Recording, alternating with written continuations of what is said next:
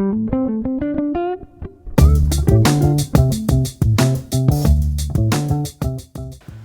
guys, I'm Bobby Rio, this is Rob Judge, and the two of us have been helping men for the past 10 years meet, date, and sleep with more women. And although both of us are in our 30s, we have a lot of students that we work with who are 40 and above. And we've noticed over the years that there's similar problems that it's sort of like universal problems that our older students continually run into. So in this video, we want to talk about the 3 most common mistakes we see guys over 40 making and how to avoid them. Whether you want to date younger girls or whether you even want to just date girls your own age, these are issues that almost all of our students are universally running into. So the first mistake is lowering yourself, and this is for the guys that want to date younger women, is this idea of feeling like you have to lower yourself to their level and be a younger guy. Yeah, I mean, it's funny because a lot of older guys don't realize that being older as a man is actually very attractive to most, both younger women and even to older women. You know, a lot of guys, we run to this bias that we look at younger girls and we say, wow, a girl in her early 20s is really attractive to us. But it's not necessarily true when it comes to both younger women and women our own age. It's actually being older, being a little bit older can actually be a huge advantage to dating whoever you want. Yeah, a lot of younger women, right? Women in their 20s, 30s. Like if you think of the movie stars that they're fantasizing about, right? Guys like George Clooney, Brad Pitt, all these guys are way older than them, right? So they assign this level of status to these guys. They look at these guys and they look at them as being experienced, suave, mature. And then what happens is they go out to a bar, they go on an online dating site and they meet these other 40, 50-year-old guys who are kind of like, almost feel the need to pretend they're 25, and there's a disconnect there. And she notices what you're doing. She notices that that you're uncomfortable being that mature guy, and it's just simply kind of reversing that immediately will make you seem more attractive to women. And older women have the same issue, because when an older woman sees a guy who's in his 40s or above trying to be that younger guy, an alarm bell goes off in her head, and she's like, this guy is just not where I want to be in life. Yeah, I mean, it's something we talk about in a lot of other advice we give beyond just guys trying to date younger women or guys, older guys trying to date, any sort of attractive women. But we always say that when something's incongruent, when something's not, when a woman senses you're just doing something to sort of suck up to them, to make, you're just doing something to impress them or get them to like you, it almost always backfires. In fact, I think it always backfires. So this is something that is true across the boards, but especially when it comes to age, because it's just so funny because so many older guys don't realize that in actuality, being a little bit older, or even being a lot older than a woman that you're attracted to, is actually a positive thing if you know how to leverage it. Yeah, we have guys that, both of us have done live coaching, and we have guys who pay us, thousands of dollars to kind of meet up with us.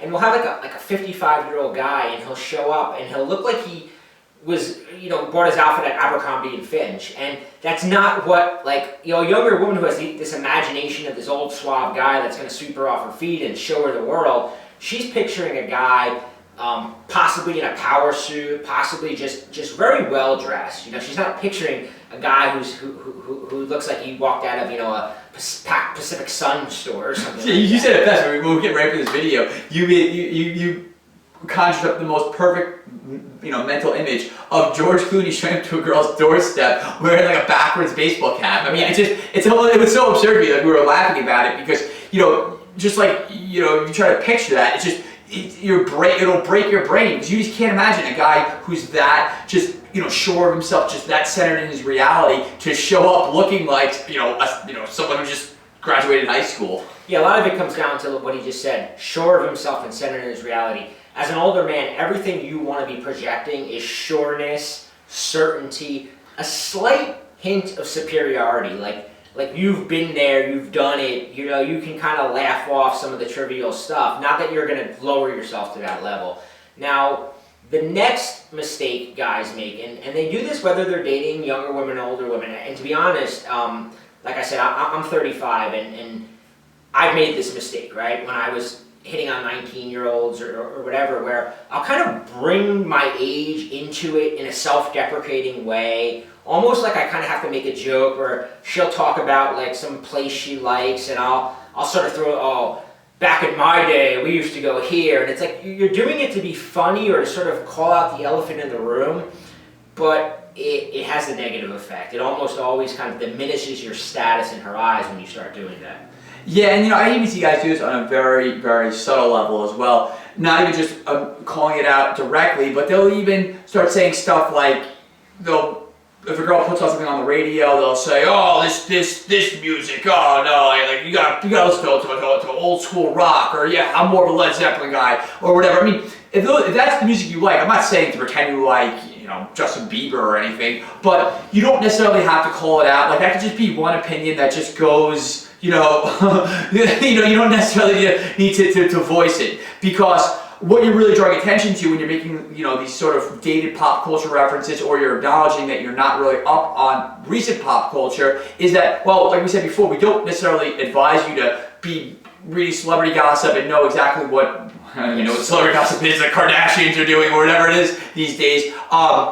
You don't need to be up on that, and it can actually hurt you if you're trying to just kind of live up to this perception you have. Oh, I need to know about this to get her to like me. But on that, with that in mind, you also don't necessarily need to constantly be reminding her that there's this age gap. Yeah.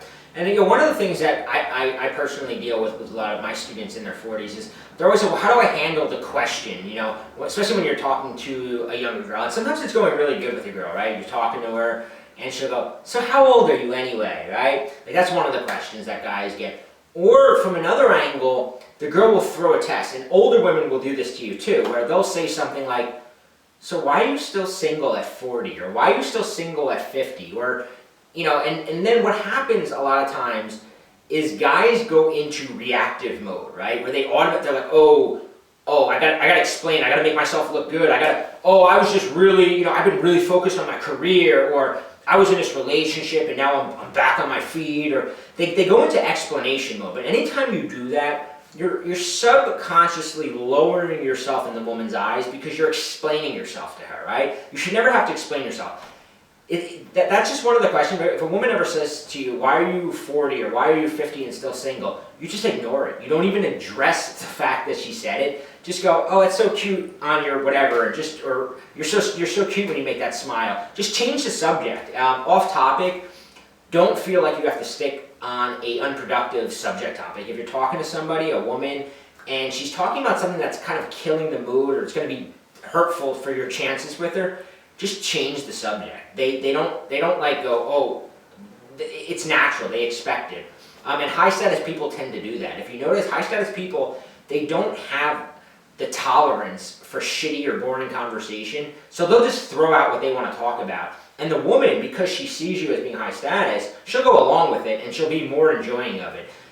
So don't feel like you have to answer it. And when it comes to age, I know you, Rob agrees, with things like Tinder and stuff, lying about age is perfectly fine. I mean, Tinder almost encourages it because they give a huge discount to people under 30. So, a lot of guys, kind of going along with what Bobby said, that really you're not entering some social contract when you meet a girl to answer every single question. This isn't a job interview. You don't have to give her your resume. You don't have to give her every piece of information that she demands of you. If you don't want to talk about something, or especially if what you're talking about isn't bringing you and her closer together, just get off the topic as quickly as possible. And Bobby gave a great way to do it. Just don't even acknowledge the question at all. It gets fun too. You can have a lot of fun with just changing the subject. If she starts rambling about her dead aunt or her ex-boyfriend, something that's just like killing the mood. It's like, you know what? You change the subject. But the third thing that we want to address, and this is the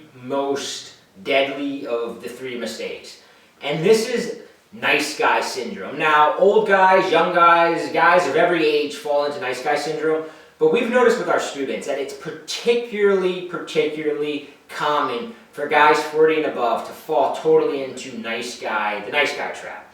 And I think there's a couple reasons for this. And the two of us were kind of discussing this because we both have this client that he pays us a lot of money, and we've been working with him, and we're trying to analyzing his mindset. And what we figured out is that with guys in this age group, one of two things happens. One is if they're still single for a reason at 40, and it's because they've been brainwashed by movies and television that show this like romantic figure, this guy who sends women flowers to work and who's like this perfect boyfriend and this perfect husband, and they have this vision of that's what women want.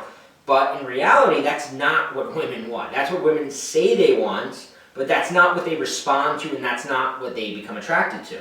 Yeah, and I cannot agree with that more. It's just so funny because a lot of older guys, they're afraid to rock the boat a little bit. They're afraid to really be bold and to express a personality in a way that, at some points might create a little friction. But that friction is good. It's sexual tension. It's natural in any sort of situation where a man and a woman are kind of feeling each other out. And for lack of a better word, it's playing the game. Yeah, that's pretty. Is a lot of guys that are older, they think, I'm too old to play the game. But here's the deal, whether you want to date 20-year-olds or whether you want to date 40-year-olds or 50-year-olds, you have to play the game. The other mistake that guys run into, right, is some guys come out of relationships, whether it's a marriage or whether it was just a long-term relationship with a woman.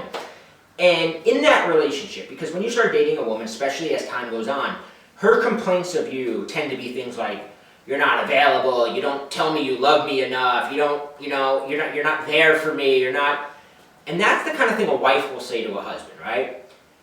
But that's not the kind of thing that a girl just meeting you wants. So what we see is a guy who's in his 40s, 50s, they go into a relationship, and if they've come out of a long-term relationship or a marriage, they start trying to overcompensate, and they start being too available. They almost project themselves as this perfect boyfriend to the women they're meeting. But as we've discovered, teaching this stuff for many, many years, women say they want the perfect boyfriend, but they respond to the guy who's a little hard to figure out, the guy who they have to chase, the guy who they're never quite sure of, the guy who they're pulling their phone out going, why doesn't this guy text me back already? For some reason, although they complain about that guy, that's the guy that they wind up falling for. Yeah, no, it's just so funny. I'm laughing because exactly, it's funny. It's almost like the guy that they're not falling for is the guy that's doing everything right, being the nice guy, not rocking the boat at all, who is not playing the game. He's not doing anything to get those wheels spinning in her head. And that guy, yeah, you're never gonna have any friction. You're gonna have these really nice, polite interactions that really never go anywhere. Yeah, and like your ex-girlfriend, your wife, they might have said, you never send me flowers at work. But the minute you send a girl you just met flowers at work, an alarm bell goes off her head, she goes, this guy's going to be needy, this guy's going to be clingy, and she's heading for the hills. And because of this, what Rob and I discovered was that we really needed to teach the game, right? Because the game is something that everybody knows you kind of have to play, but most guys don't really understand it. And even when they understand it, they always think, it's different in my situation, right? And there's so much room for error. So what we did was we put together another video for you. It's a little longer because we really go into what we call the Scrambler. And what it is essentially is it's the game on steroids, in a sense, right? Because women fall for guys psychologically. It's the more they think about you, the more they talk to their friends about you, the more they're wondering what you're doing, if you're dating other girls, do you really like them? All these things that are going through her mind, it's what's causing her to fall in love with you. And we've mapped out an exact strategy for creating that in a woman. And it works whether the woman's 25, 45, or 65. It's human nature for females to fall for this. So check out the video below. And leave us a comment on this video and let us know what you think.